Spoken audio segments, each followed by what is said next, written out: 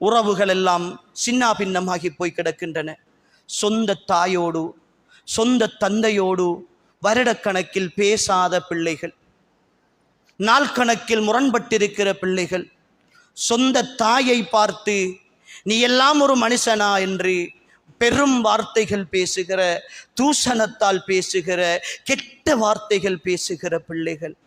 ஈமானிய உறவுகளே, ஈமானிய உறவுகளே, அல்லாஹுவை வணங்குவதற்கு அடுத்ததான மிகப்பெரிய ஒரு வணக்கம் பெற்றோருக்கு உபகாரம் செய்வது. இந்த உலகத்தில் பெற்றோரோடு நடந்து கொள்கிற முறையில் இஸ்லாம் ஒரே ஒரு ஆப்ஷனை தான் வைத்திருக்கிறது, ஒரே ஒரு விருப்ப தெரிவு மாத்திரம்தான். என்ன தெரியுமா?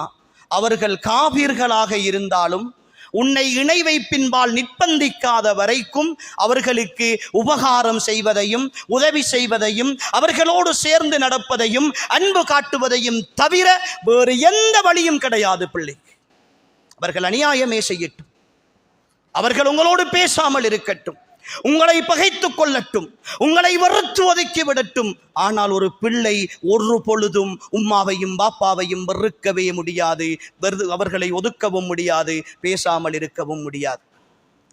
மையத்துக்கு கூட வரமாட்டேன் என்று உம்மாவுக்கு முன்னால் சொல்லிவிட்டு வருகிற பிள்ளைகள், வராமலே போங்கள், நீங்கள் நரகத்திற்குத்தான் போய் சேருவீர்கள்.